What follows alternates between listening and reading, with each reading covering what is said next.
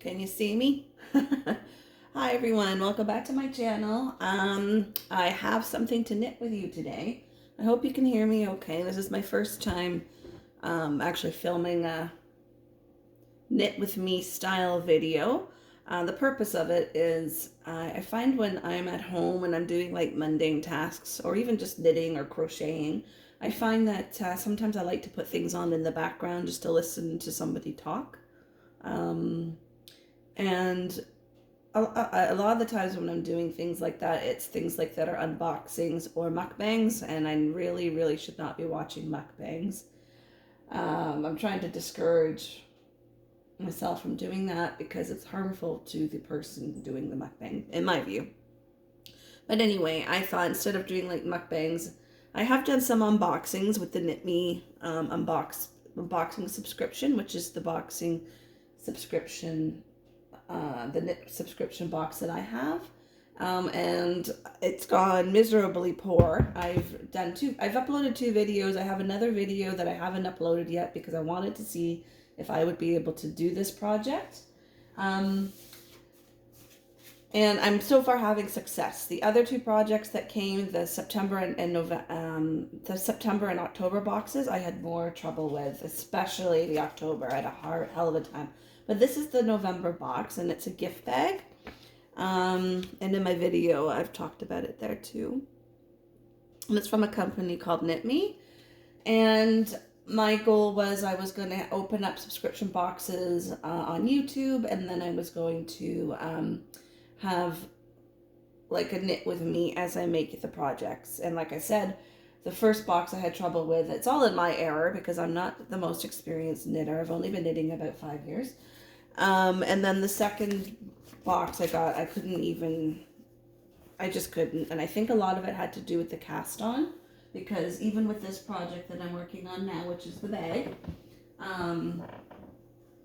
the cast on, I was going to do the same type of cast on as the shawl in the October, or not the shawl, the cowl, and it didn't work out, and I had to frog and come back again, and I just did a regular cast on, and this time I was fine. So that's how far I've gotten so far, following the pattern. And I said in my last video that I was going to talk about myself and sort of what's been going on with me and why I have not been doing so well with knitting and showing you my projects. So back in, and the reason why I'm not doing the pattern now I'm on another part of this knitting part where I'm doing the top of the bag, which is going to be all one color, so I can concentrate a little bit better when I'm talking to you. As you can see, it's going to be a bag, and there's the pattern. That's how far I've gotten. So what's been happening with me and my things. So I'm just gonna read what I'm supposed to do next here. I gotta do 5 rounds. Okay, that's easy for me. 5 rounds, and then I've got 5 little markers here for me to remember, because I do tend to get distracted when I'm blah blah blahing with everyone. Okay, so back in the beginning of November, I had can you see what I'm doing here? I'm just knitting in the round here in one color. I'm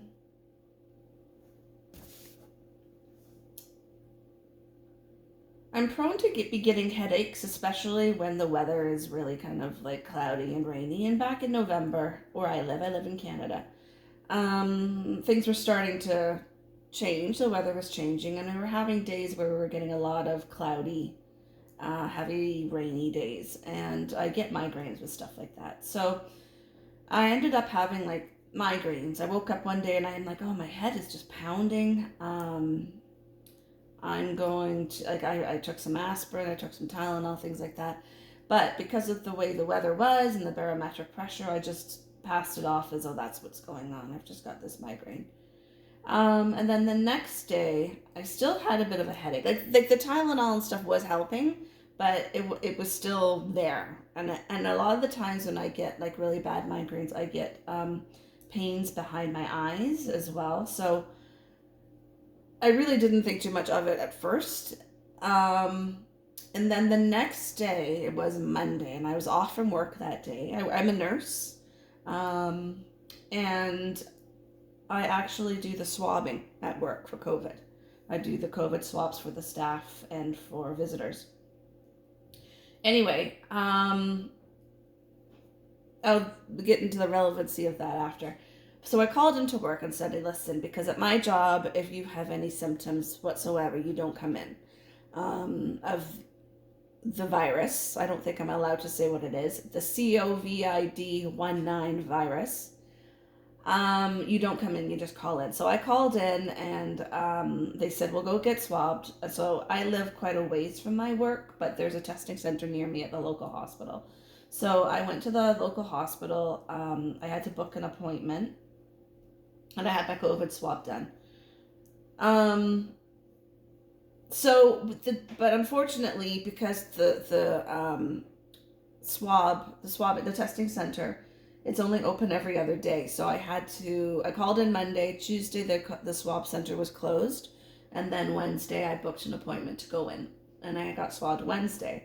So Monday, I woke up on Monday night into Tuesday with this horrendous migraine and a mild fever. Like, I'm kind of going all over the place with this story. Let's start again from the beginning. All right. Had a headache Sunday. Attributed that to the weather. Monday was my day off. Headache was still there, but I felt worse. I felt, and I can't even explain it. It's the thing about this illness is you kind of know when you got it because you've never felt that way before, at least for me. And I've had quite a few respiratory problems and cold problems and things like that in the past, flus.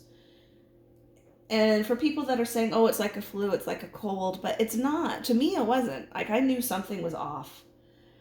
So Monday, I just kind of rested. And then Monday night, I woke up in the middle of the night and had chills. I felt rotten. I'm like, there's something wrong. Like, I just felt like and the only way I can describe it is I felt like I was underwater. Like, everything felt kind of muffled. I felt slow. Like, I felt like underwater, just like this funny feeling. So I went and checked my temperature. I had a fever and my headache was beyond any sort of thing I've had before. Like, that pain that I get behind my eyes, like even just slightly moving my eyes, it was like fireworks. It was so bad. And honestly, I was starting to wonder if I should go to the hospital because I'm like, am I having a stroke? Like, what is going on?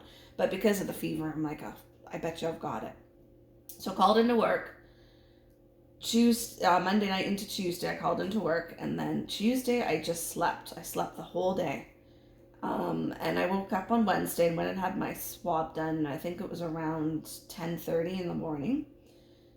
And to be honest with you, I didn't feel that bad. Like, I felt after my rest on Tuesday and then into Wednesday morning again, I didn't feel too bad. But the only thing that was going on was I still had the headache, but it was more tolerable. And I was having these really strange stomach pains, like very odd, on either side of my belly button and out pains, like really weird, like something I've never felt before. And I was like, that's kind of strange. And I had a couple episodes of diarrhea. So later on, so that was Wednesday. Thursday starts up. I can't go into work until I get my results in, so I knew I was off on Thursday. I was puttering around the house. I really didn't do too much that I can really remember, but I remember I would have these bouts where I'd feel okay, and then I would just feel that underwater feeling again, like this very strange, I don't feel so hot feeling. And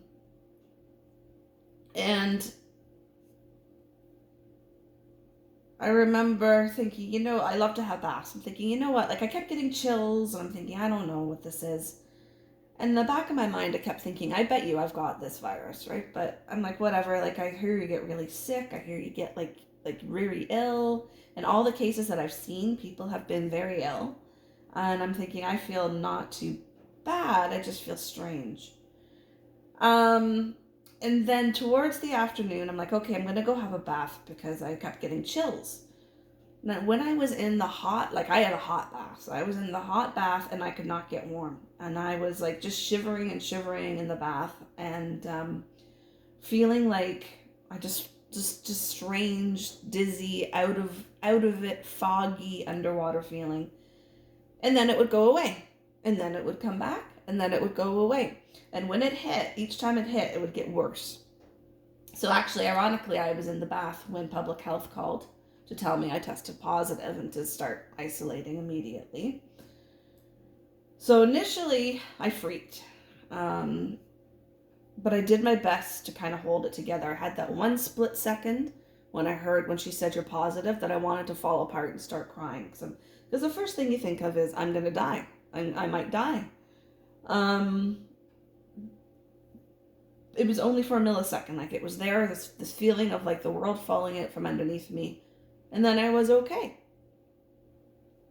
I just kind of like, I'm like, you gotta get everything together. You gotta focus. You gotta think about what you need to do right now. Fall apart afterwards, you know? So first thing I did, it was getting close to the time. I live with my family here at home. So I've got my husband and my son was coming home. I called him. I said, before you come into the house, make sure you wash your hands and sanitize and everything because I'm positive.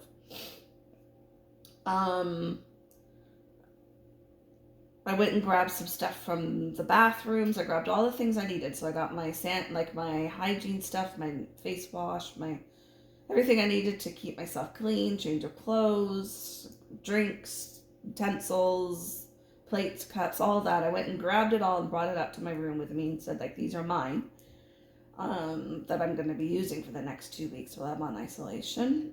And then I proceeded to call work and told them I was positive.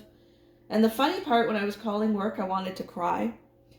Because when I called and told them I'm positive, like I was very near crying. And all the amount of swearing I heard from the managers, from the receptionist, from the staffing clerk, when I told them I'm positive, I just found out, it actually had me laughing. It was actually kind of funny because I'm a nurse, so when you work as a nurse, you've got to really worry about what's going on around you when you react, especially if there's patients or anyone. Like, you have to always kind of act like there's a camera on you. And you have to kind of watch how you react and the way you talk and how you say things, because from experience, there are people somewhere. There could be somebody hiding around the corner or, 20 steps away that overhears you say something and they take it the wrong way, or they're offended by it, and you get hauled in for discipline for that. And you're like, listen, that had nothing to do with that person.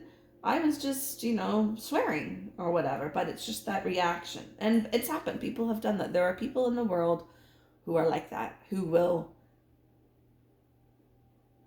I don't know, they'll just report you for everything when you work in healthcare. We had a lady that was reported because she didn't smile at a family member wide enough one morning, believe it or not. And that family member went and reported that to the management, that the nurse was miserable. Come on now. Anyway, getting back into it. So I called work, called my family, told them blah, blah, blah. I immediately started self-isolating. I had about 80 phone calls that night because I had my friends calling me, my coworkers calling me. I had public health calling me. I had the doctors calling me, all, talking about what's going to happen and what the next steps were. So I was told I was going to be on isolation. Initially, they said 14, but really it was 10. And they have changed it down to 10 now, 10 days here. And that was fine. And I just stayed up in my room. We were fortunate enough that we have enough bedrooms in my home to do stuff like this, to isolate, and we have enough bathrooms. So we've got the main bedroom that I was in, and it has my own bathroom, my own shower. I've got a TV, I've got a fireplace, I've got my closet with all my clothes. Like, the main bedroom was mine. And then my husband stayed in one of the spare rooms, and my son stayed in his room, and they had the rest of the house, and I just stayed up there, and I was fine. They just brought me my food and my drinks and everything, and I just stayed in my room.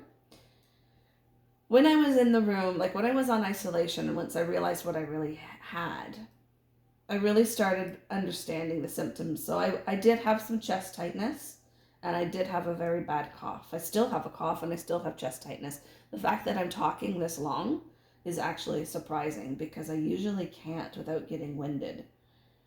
But my throat is really hurting, so I may have to stop this soon, this video. This might be a very short knit with me. Only been 15 minutes though, so.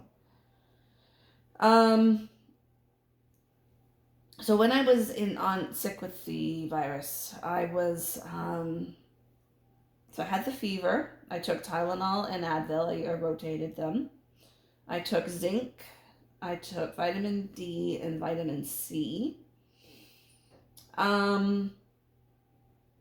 In the evenings, like the daytime, I was a little bit better. I didn't have as much chest tightness, but I had a lot of fatigue, and I still have a lot of fatigue.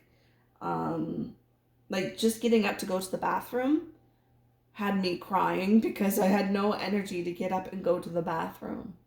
Having a bath or a shower, I had to like seriously get myself pumped to go do it. And I needed to because I just felt gross. Like you feel like the first day of having a really, really bad cold or flu throughout the whole time. Like it feels like the worst of the worst the whole time. And then I know I'm contradicting myself because people say it's like a bad cold or flu, and I'm saying no, it's not. It does have that element, but there's something else, and I can't put my finger on it. You do not feel right, and I still don't feel right. It's a funny feeling. Like you just feel like not here, if that's the word. It's like you feel like you're foggy, and you feel like trouble concentrating, trouble just feeling trouble. And the other thing I had, which was really extreme and a lot of people don't talk about, was the pain. The pain that I got in my chest and my lungs. And it's funny because being a nurse, you think I would know this, but when you associate chest pain, where do you usually associate the pain? Usually like right up here, right between your breastbone, like your two boobs or your chest in the front. But your lungs, the majority of your lungs are in your back. So I was having like this excruciating back pain. Like I have these massage hooks. I broke my massage hook because I was pushing so hard on my back to massage it because I just thought I had a really sore back from laying in bed. But it turns out, upon me watching other stories and talking to my doctors, because I was watching YouTube stories about people going through COVID,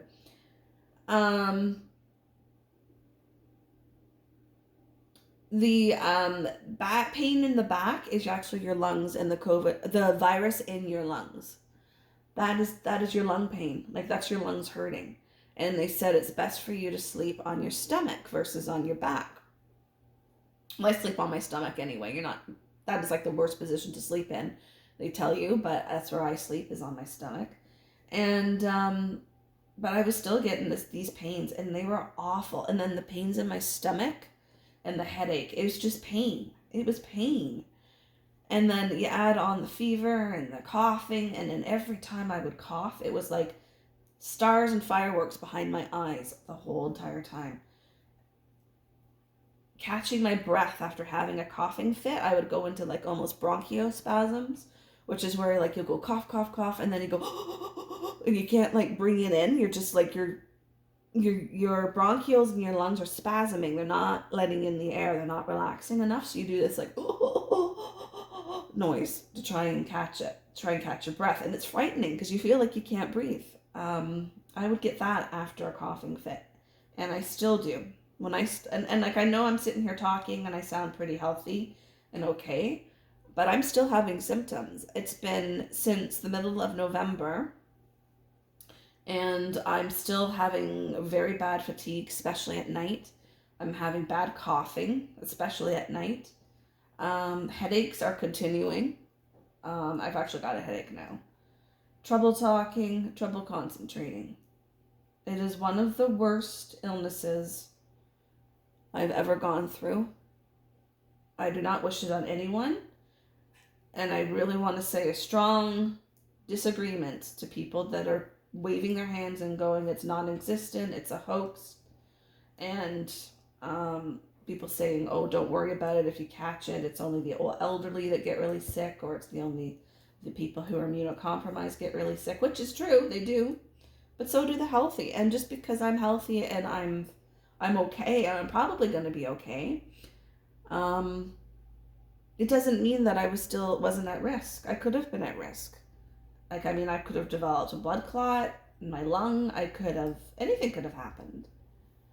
And that's the thing. And a lot of people just seem to get angry about wearing masks and wearing face shields and social distancing and lining up outside of stores and not being able to go out to like heavily populated areas like concerts or movie theaters or theme parks or anything like that. Christmas coming up, people are angry that they can't be with their families. You know what? If you're going to be with your family, then go be with your family, right? But don't be crying if something happens. And just go see your family. Don't go to see your family and then go 6,000 other places afterwards. And don't go to 6,000 other places and then go see your family. Just do a one trip.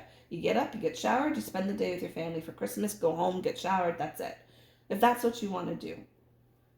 If you don't want to wear a mask, then don't go grocery shopping. Don't go out. Go order like delivery to your home. I mean, everyone's saying, oh, my rights have been taken away. Well, not everybody. Up here in Canada, we're a lot more tolerant compared to some places. But, like, it shouldn't be you going out and rioting and hurting people or doing whatever you need to do or causing a scene because you don't want to do it. Then don't do it. It just means you don't go to the store. So pick one. You don't wear a mask, you don't go into the store. If your rights are being removed, because my rights now are being violated if you come into the store and you're not wearing a mask. Because I want you to. And it said that's the government regulation. So, cut it out. People are so selfish. Stick a mask on. It's not the end of the world. Go grocery shopping. Do FaceTime with your family and friends. If you want to go see them, then go see them. But, like I said, don't do 600 other things. Don't take the family. You know what? I was on this Facebook page for my local town. And our area now is in lockdown. Someone was saying about, which I don't understand. Well, I guess you got to give some notice. So they gave notice before Monday. On the weekend, they gave notice that we were going into lockdown. So of course, what does everybody do? Everyone flocks. It goes into panic, and there's about 60,000 people go into the mall and things like that, right? But anyway, someone made this post on this Facebook community group that I'm a part of, and they're like, well, she goes, I understand that people are going out to do Christmas shopping and stuff and trying to get the last minute things before lockdown starts. She's like, but do you really need to bring Uncle Joe, Grandma's new boyfriend, your 8 nieces and nephews, the newborn baby, and 2 of your dogs? Like if you're gonna go grocery shopping, go by yourself. That's the other thing. Or Christmas shopping. I keep saying grocery shopping because I've got to do an online grocery shop today. It's just common sense. And it's true. I've been out in the mall since this whole thing has started. Not with me sick. Before this thing's been going on for almost a year now. And when malls opened up, I remember we'd have to line up outside the stores in the mall because they had a customer limit. But there'd be people there as a family. There'd be about 12 of them standing outside the store, this great big family. I'm like, why are you all here? You need 12 people to go into Victoria's Secret? You need to bring your 8 nieces and nephews with you? And they're like little kids? Like, come on. Like, this is the stuff that baffles my mind. So anyway, that's about that. So anyway, after 10 days, I public health called me and said, you can come out of your room now. They asked me how I was feeling. I explained my symptoms still and what I've just told you guys. And they said, okay. Can you see what I'm doing? They said, okay, well, I should have this camera down a little bit more. Maybe hold this up a bit more like this. Okay. So basically the long and short of it is I'm going to have COVID. Oh, God. I'm not have enough viewers for it really to be a big deal, I think, for me to say that. But I don't think we're allowed to say that word or YouTube takes it down. So I'll figure it out. If my video disappears, I'll know why. Anyway, they said I'm going to have it in my system for like 180 days. So I'm exempt from being swabbed for 180 days because it will read as positive as my body sheds the virus. Within that 180 days, if I'm still having symptoms, I'm encouraged to stay home, which is what I'm doing. My family, my son ended up having symptoms, but he got swabbed and he was negative, and my husband was swabbed twice and he was negative. So it didn't spread to them, which was great. I'm really, because we are very good at keeping everything tidy and clean. We wipe everything down. My son is immunocompromised, and him and I share the same car keys. We ride in the car together. We take turns driving. I drive in the morning, he drives in the evening. We work at the same place. So, I mean, I was really worried that he was going to get it, and he's immunocompromised, and, but he never got it. So, I mean, like I said, there you go. A lot of it, yes, is masks and shields and social distancing, but also a lot of it is hand sanitation too, and being smart. Because we don't go out to the grocery stores. We do go to the mall every now and then to get stuff that we can't like get as delivery or pickup.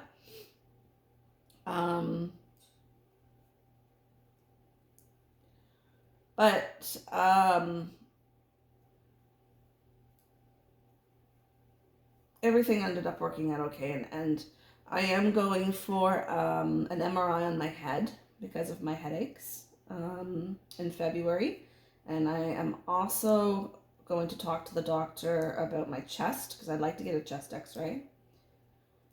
I don't know if you can hear me breathing. I'm really panting here. I'm not panting like Amberlynn Reid or anyone. Does anybody watch Amberlynn Reid? I do. A lot of people don't like her.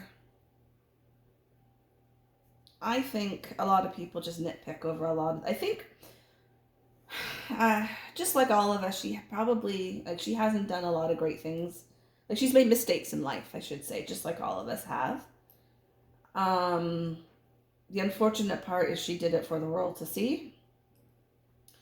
And I guess, like, she's done it. I'm not going to get into details, but I guess she's done a few things that's really pissed people off, and they won't let it go.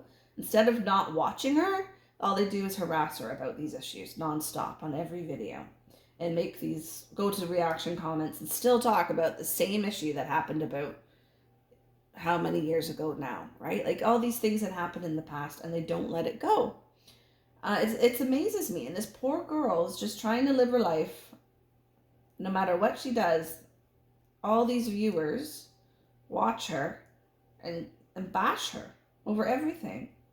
So, but lately there are people, hang on, 1, 2, this is number 3. 1, 2, yeah. But I don't mind her. Like, I got really, like, she's morbidly obese. She's very, very obese, and she's not going to live long.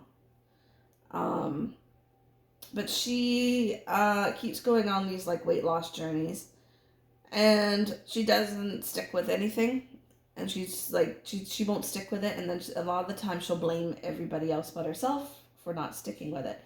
However, if you go into those comments when she starts a new program or a new diet plan, the amount of negativity that she gets, and the criticism, and the people making fun of her and teasing her and calling her all these things and bringing up issues that were done like 8 years ago and stuff like that.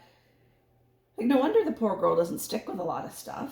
I mean, she's trying to say, hey, look what I'm doing, look what I'm doing. Now, granted, there's been times where she's been on a so-called diet and it lasted 2 days and that was it. And then she turned around and blamed the viewers, saying it's your fault, I couldn't stick with it.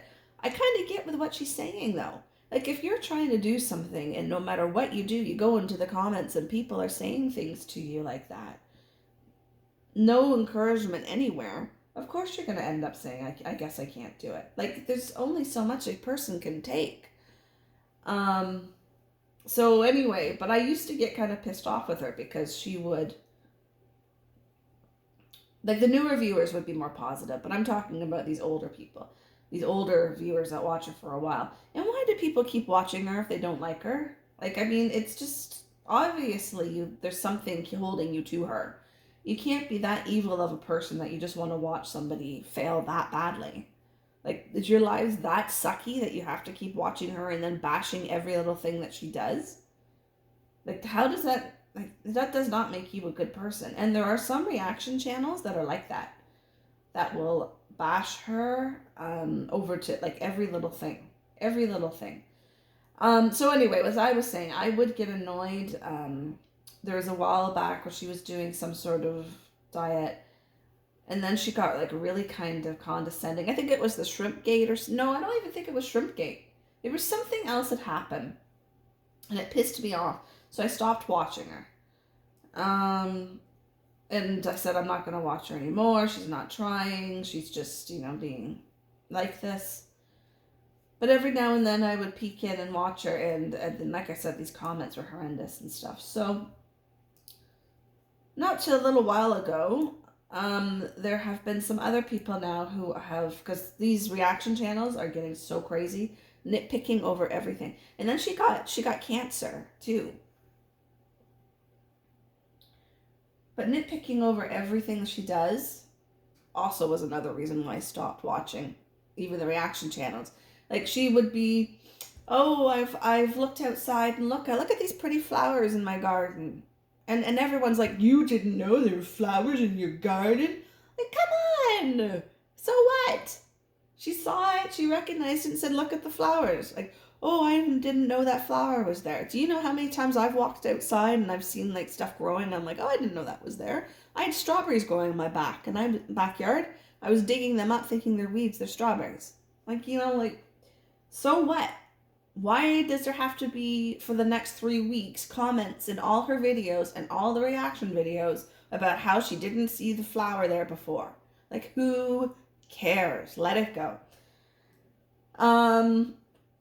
But anyway, the one person, so anyway, I started watching her again because I really realized that she got cancer, she got sick, I felt bad for her. I started watching her for that because I felt bad for her. A lot of drama. Wherever she goes, there's drama, but I don't think a lot of it is caused by her. I think a lot of it is caused by everybody else. I honestly do. I think, like, yes, she makes mistakes and she does stupid stuff, but I don't think it's stuff that needs to have months and months and months and months and months of being thrown at her. Like, apparently she's a lesbian. She's got this girlfriend, Becky. Becky's mom died, and Becky as mom and Amberlynn didn't get along. So somebody goes and posts these voicemails and texts of Becky's mom before she died, bashing Amberlynn, saying that she owed her money and all this stuff. And that Amberlynn was talking to her like crap while she was recovering from cancer. Becky's mom had cancer too. Well, she was like after surgery for cancer. It's all like this big nonsensical, drawn out, childish. It's like childish stuff about how she was supposed to give money to her and didn't and blah, blah, blah. So what? We don't know the ins and outs of all of that. And apparently that got leaked out that Amberlynn never gave this money. She was trying to raise money for Becky's mom, to help her with her cancer and blah blah blah. And she never gave her the money. For some reason, whatever it is. Okay, whatever. But then all of a sudden it gets brought out. This person who was talking with Becky's mom, and Becky's mom was talking to them before she had passed and explaining all the stuff that happened. They go and bring it out into the limelight that all this stuff has happened and all these arguments between Becky's mom and Amberlynn and stuff. That's none of our business. If Amberlynn is such a terrible, horrible person that everyone keeps saying, then don't watch her. Like, just don't be a part of her life. Obviously, for the past, how many years has she been on YouTube? And everyone has been talking to her like this, and she hasn't changed. She ain't gonna change now. So forget it. Move on. But anyway, what I'm trying to say is I've started watching her videos again because I actually felt she got kind of interesting when she got sick, and it's kind of interesting watching her with Becky because Becky's a little bit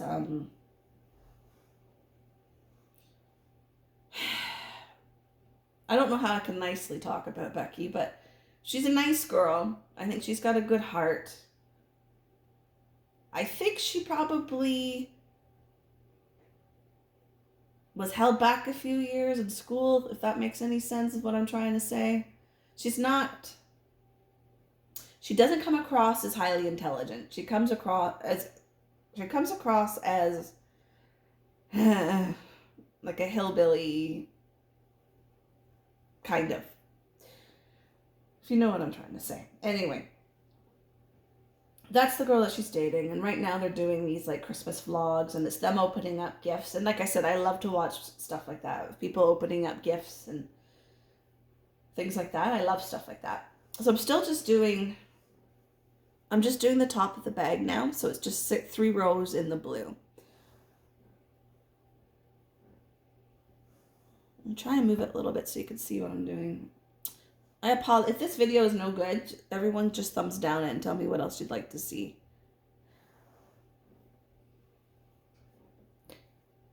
Anyway, so before Becky, there was this other girl, Destiny, that dated Amberlynn. Now she is an evil, horrible, sick person. I don't know. Everyone bashes Amberlynn, but I think Destiny is one of the worst people.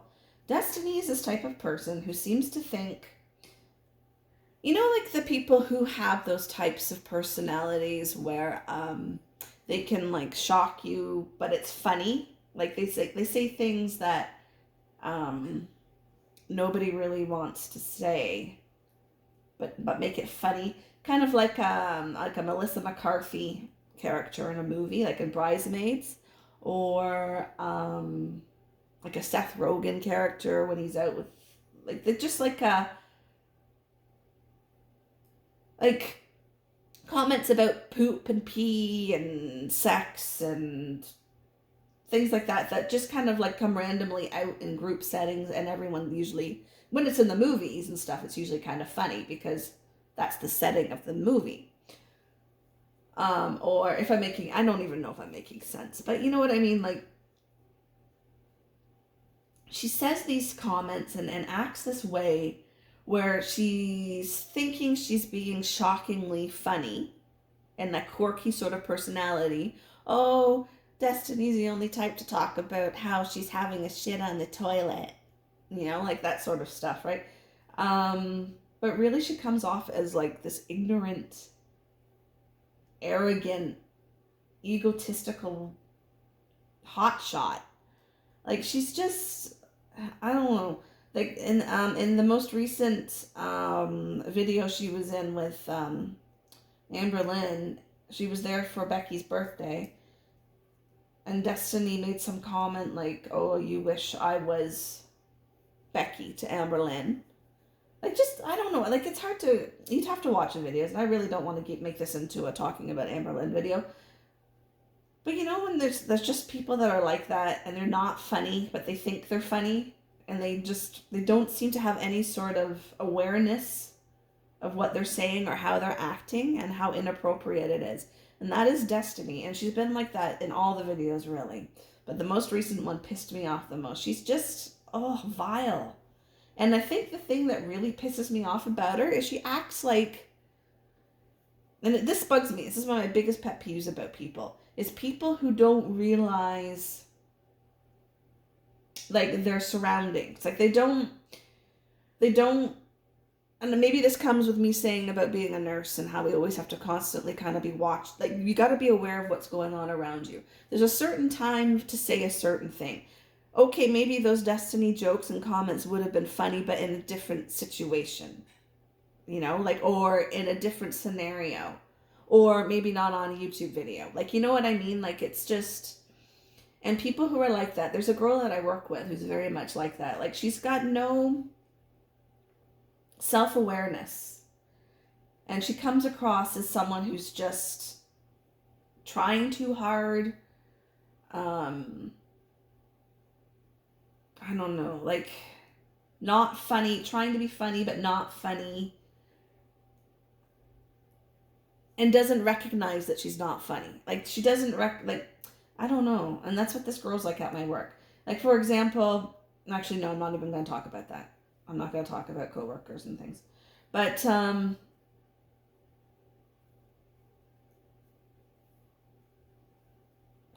don't know.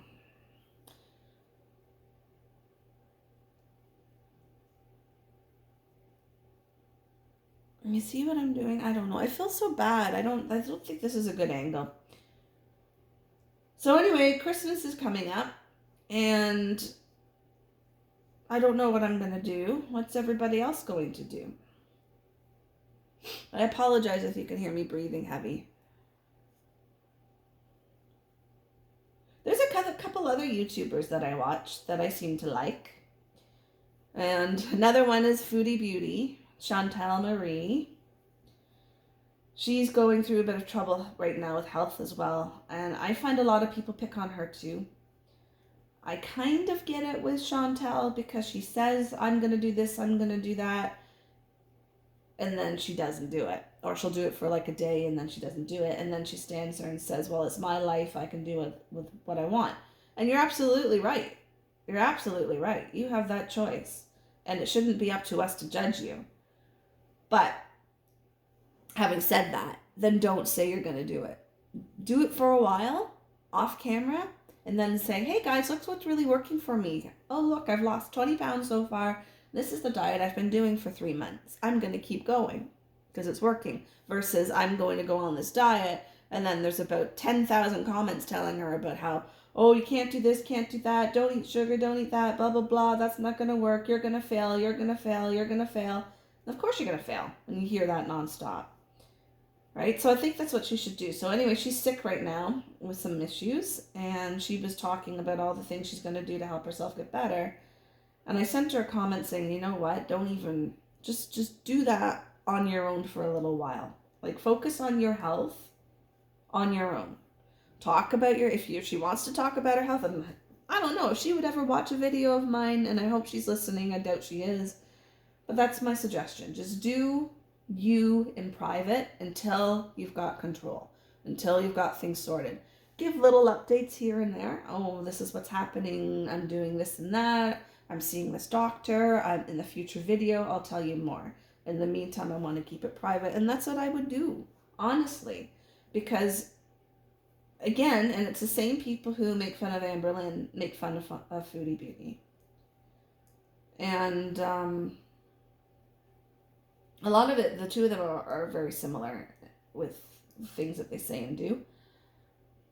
But that's what I think that they should do. They should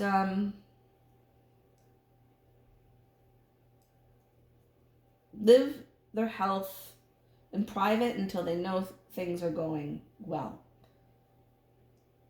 And give little updates, but don't go into so much detail. Oh, this happened, that happened, blah, blah, blah. Like, because that just fuels the fire. So anyway, I was going to say what she should be doing, or what I suggest she does, because she was doing some of this, and I really like these videos. She went out for like drives out in her town. She lives in Ottawa. It's not too far away from me. And she like did like a Halloween haunt tour in her car, and she did like the Christmas lights a few times in her car, and drove around and took everyone. Goes to little cities and takes you a tour around the towns and stuff like that. That's what she needs to keep doing for now. I don't think she should put food in her vlogs anymore, because that's just going to cause fuel for the fire, at least for a little while, until she starts, and not even starts to get better and continues on that course for like a month of continuing to get better, until she knows that she's got some solid ground behind her. So when she starts seeing those comments, she's not going to get overwhelmed or discouraged. She's just going to say, well, you guys don't know what you're talking about because it's working for me. As you can see, look, I've lost weight. Or look, I no longer need these meds or whatever. And it may take time. And I think a lot of the thing with people being very heavy, and I'm not skinny at all myself. I'm a heavy girl too. I think a lot of it is you start something and you just want it to be over, because you think about the future of, oh my God, I gotta, like, I can't eat treats, I can't have sweets, I gotta exercise, this isn't fun. In the beginning, the first few weeks sometimes is a lot of fun because you're like, I'm changing, I'm doing so well. But if you're gonna easily go back to old habits, you've got to learn to stop that path or those triggers to go back to old habits. But I think a lot, and it's the same with me, is you think, okay, it's been a month, but I haven't dropped like 50 pounds, so it's not working for me, so I'm going to stop. And that's happened for me. Or exercise is boring, I can't do it. And a lot of the things with me is I push myself too hard, and I don't recognize I'm pushing myself too hard, and then I hurt myself. And I'm very much into, like I said, I'm a big girl, and I am a bigger girl. I'm not, and by any means, the size of Amberlyn or Chantal, but I am a bigger, I'm a size 12. Actually, I think I'm more of a 14 now, because I put on a lot of weight with the COVID. Oh, crap, the virus and the sitting around and not being able to exercise. I used to run half marathons and 10Ks. I used to do like 3 or 4 races a year. And I also did just a little bit of weight training, weightlifting. But the problem is I will go. So I would run, like, let's say every day I would do 6 to 8 kilometers a day. I'd run. And then I'd hurt myself because I'm not young. I'm in my mid 40s now. And I would hurt my knees, and I'd hurt my back. A couple of times I fell. I twisted my ankle, but I wouldn't listen to my body. I would just like keep pushing through, push through the pain. And I'd hurt myself. And then I'd be off for like 4 months because I'm hurt. Or I just couldn't do it because my legs, and people who run, you guys know what I mean when I say this.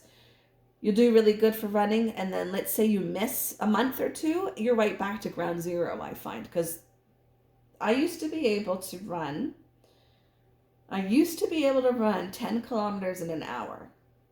And that was just about maybe 3 years ago.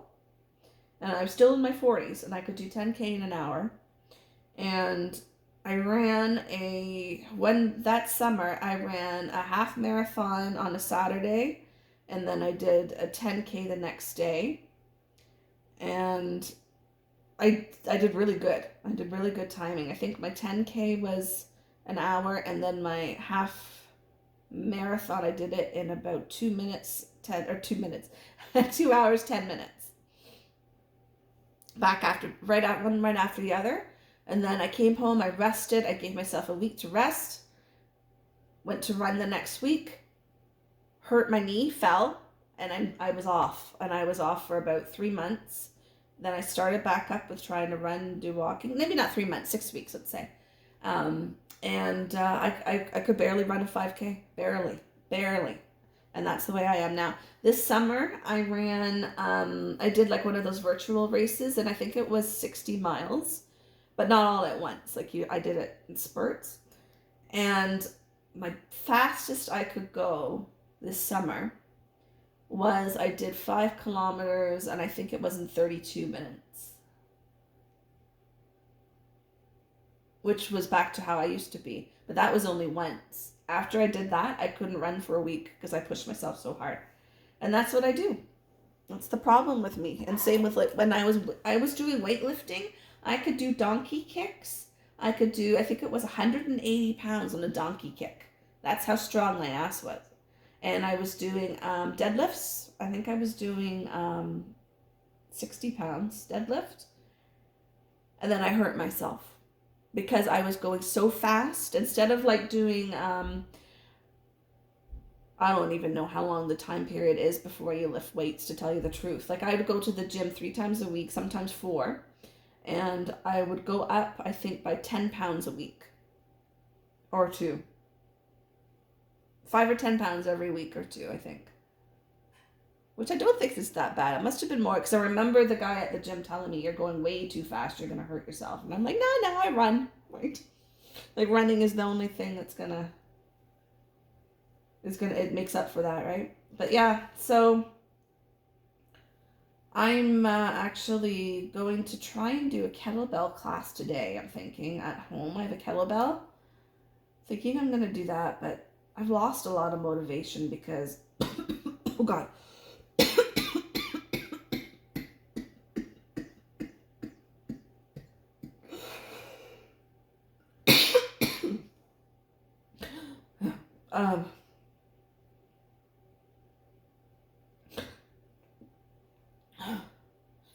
I've lost a lot of motivation because of the lung capacity I have now.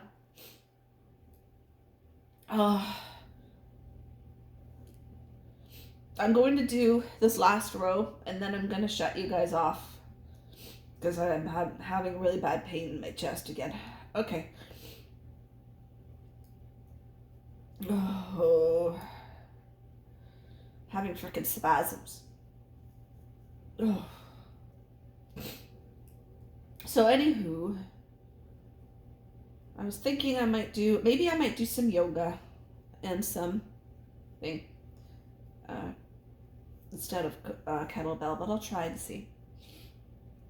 And then I think this Christmas, depending on the money I get, I was going to buy myself a few nice things that I wanted for myself that are personal. But I think what I might do is buy some Kangoo boots because we're going to be moving to my mom's house and my mom is moving into a condo.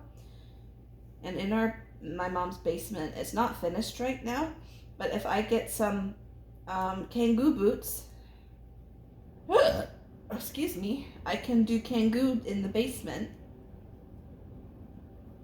I'm right next to a gym that does Kangoo classes too. I can work out at home with my Kangoo boots. And then when I go for runs, I won't hurt my knees as much if I wear my Kangoo boots. I want to do at least 2 more. I want to try and do a half marathon for the next half marathon. I want to do another half marathon before I'm 50. But I wouldn't mind trying to do some virtual runs. There are some virtual runs where you run all the Great Lakes. You run around like what the perimeter is, and I think like you get a year to do it. I might do that too, but I want to get Kangoo boots because I think my days of actual running and pounding my knees, some days me going up the stairs, my knees will give out. Like they're so sore some days. And when the weather's bad, talking about my headaches hurting, my knees just throb. And I think that's from years and years. Because I even ran in college. Like my ultimate dream was to do a full marathon, but I don't think that's going to happen.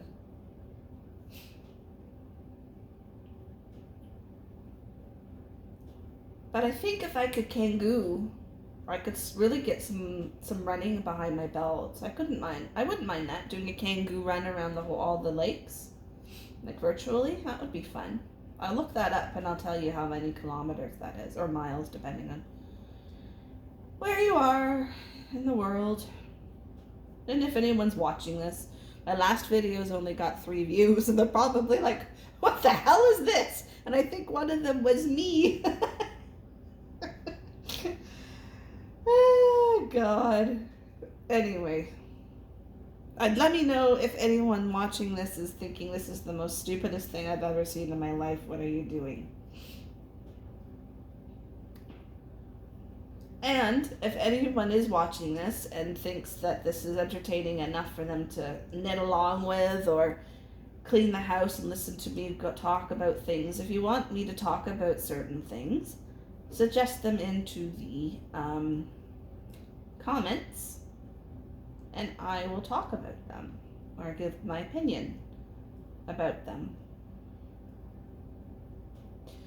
So before I wrap up, I've got about 5 minutes till an hour.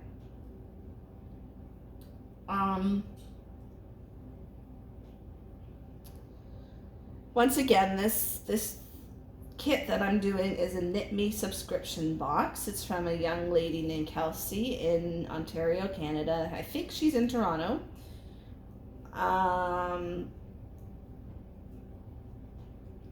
She focuses on Canadian small businesses for the little surprise gifts, and her yarns are all focused on Canadian yarn dyers and yarn makers, which is what I love.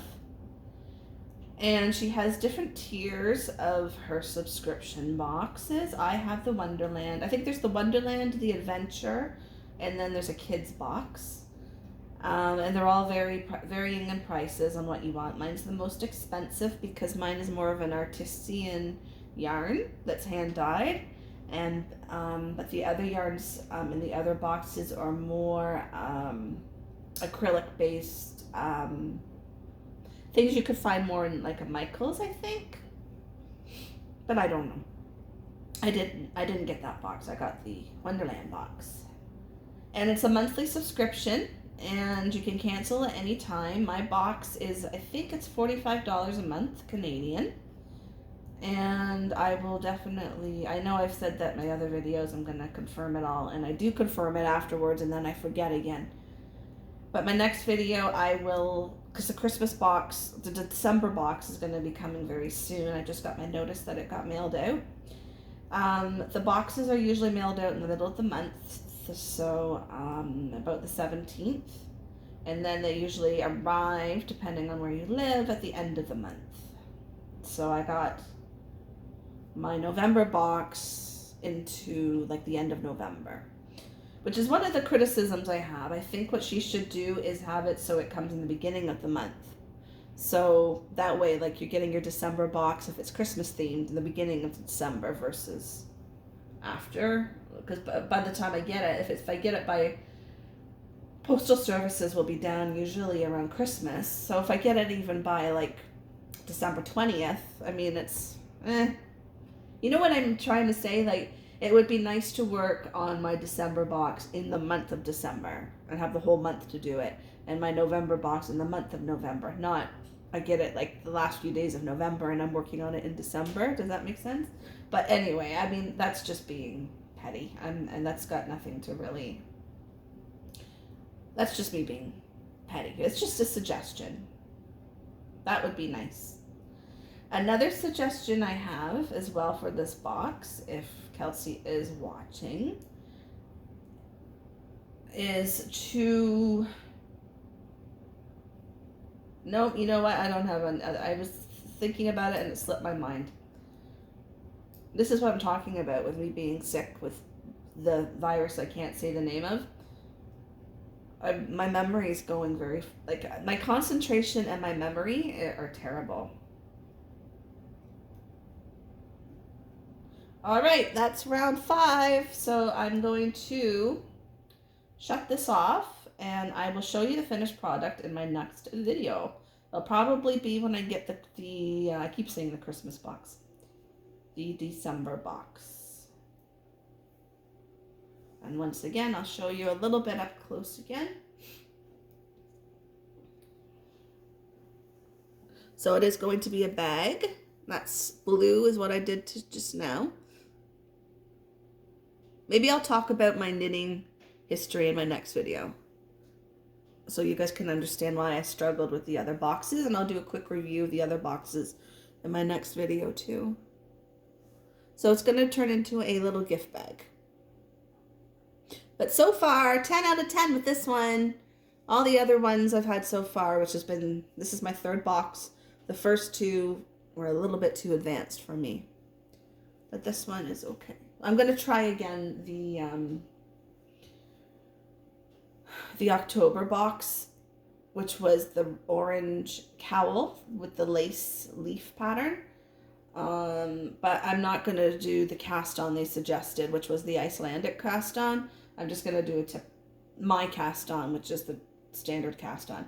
I tried the Icelandic cast on with this, which I said in the beginning of the video, because it's easy to cast it on with the Icelandic. But what I had problems with was it kept twisting, so I couldn't tell. You know how like when you join in the round, you got to make sure all your stitches are the right way? It was hard to tell if they were all facing the right way with the Icelandic cast on. And then I did it with this, and it was the same situation. I ended up twisting. I was only on row 10 or 11, I think, before I really realized I did twist it, because I wasn't sure at first. And that was with the Icelandic cast on. And I just did a basic cast on, and I'll just continue until I get more comfortable with the patterns of doing my cast on, unless the pattern needs that certain cast on. Otherwise, I'll just do the standard cast on until I get better with knitting, and then I will. So there's that. I haven't finished it yet. I'll show you it completed in the next video. So that took me, this has taken me so far about 3 weeks. Maybe 3 weeks, close to 3 weeks, because I got this at the end of November. Yeah, 3 weeks. I dropped my stitch marker. And that's not knitting every day. That's just knitting about an hour or so a day, periodically throughout those 3 weeks. So maybe what I'll do is I'll start counting down how long it takes me to. I'll start writing down my hours, and then at the end of the subscription year, I'd like to go over everything again.